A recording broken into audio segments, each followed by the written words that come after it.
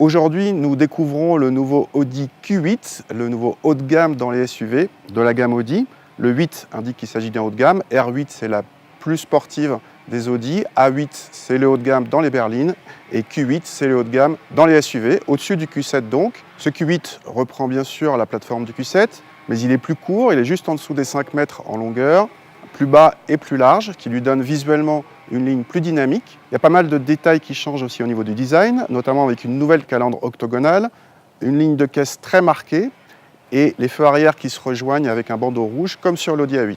Audi nous présente ce Q8 comme la variante coupé 4 portes du Q7. Je vous laisse juger par vous-même, c'est un peu usurpé l'appellation de coupé, c'est en tout cas beaucoup moins fastback qu'un X6.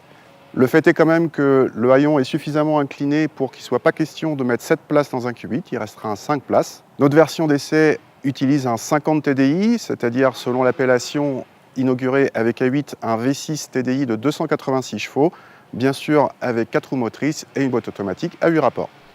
L'intérieur est assez différent de celui du Q7 et reprend le même principe que celui de l'A8 avec un double écran central tactile, celui du bas étant destiné principalement à la climatisation, celui du haut à toutes les autres fonctions, y compris les réglages de la voiture. Bien sûr, le combiné d'instruments est lui aussi digital et personnalisable. Il n'y a quasiment plus de boutons physiques et même la molette de commande d'allumage des feux a été remplacée par des touches tactiles.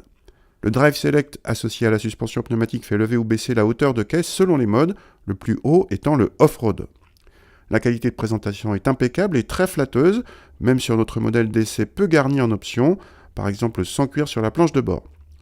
À l'arrière, on trouve une banquette coulissante en 2/3, 1/3 et beaucoup d'espace pour les passagers, qui ont droit eux aussi à du tactile pour régler leur propre climatisation.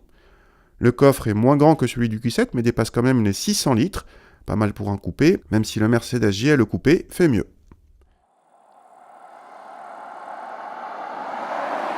Ce Q8 50 TDI utilise donc un V6 3 litres de 286 chevaux, déjà vu sur la 8 ou sur la toute récente A6. C'est un V6 TDI qui déborde de couple, qui est largement suffisant, même pour cette voiture qui est assez lourde. On a des relances qui sont ultra faciles, même sur autoroute. Pas de problème de motricité, la boîte 8, pas de problème non plus, tout ça c'est déjà connu. Il y a la petite sonorité diesel à très basse vitesse, mais ensuite dès qu'on roule, sur route ou sur autoroute, au contraire, on a l'impression d'une très bonne insonorisation et c'est un des points forts de la voiture. On a des prestations haut de gamme, la voiture nous isole vraiment de la route, pour les passagers comme pour le conducteur. C'est assez agréable. Au niveau châssis, donc on a ici une version avec des roues de 22 pouces, qui est assez énorme. Mais il y a quand même une hauteur de flanc de pneus qui préserve un bon niveau de confort. Et on a 4 roues directrices qui accentuent la maniabilité de cette voiture, non seulement en ville pour faire des manœuvres, mais même aussi sur petite route. Ça donne une agilité à basse vitesse. On est dans les Alpes pour essayer cette voiture et sur des épingles, ça a un attrait non négligeable.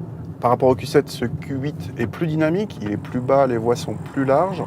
Et c'est un beau compliment à lui faire parce que le Q7, dans le genre, pour son gabarit, est lui aussi quand même assez réussi. Il faut préciser que sur ce modèle d'essai, on a aussi une suspension pneumatique qui permet non seulement de préserver une assiette et de virer quasiment à plat, et qui préserve un bon niveau de confort. On serait tenté de vous la conseiller vivement parce qu'avec des roues de 22 pouces sans suspension pneumatique, le niveau de confort, par contre, risque d'être un petit peu détérioré. Venons-en à la partie qui fâche, celle du budget. En consommation, ce Q8 affiche des émissions de CO2 supérieures à celles du Q7 qui porte le malus écologique de notre version à plus de 8 000 €, un montant à rajouter aux 78 000 € au minimum du Q8 50 TDI, soit 10 000 € de plus que le Q7 à motorisation équivalente. Un Q8 45 TDI devrait arriver prochainement avec le V6 TDI dégonflé à 231 chevaux, qui fera baisser le ticket d'entrée à la fois par le tarif et un malus écologique moindre.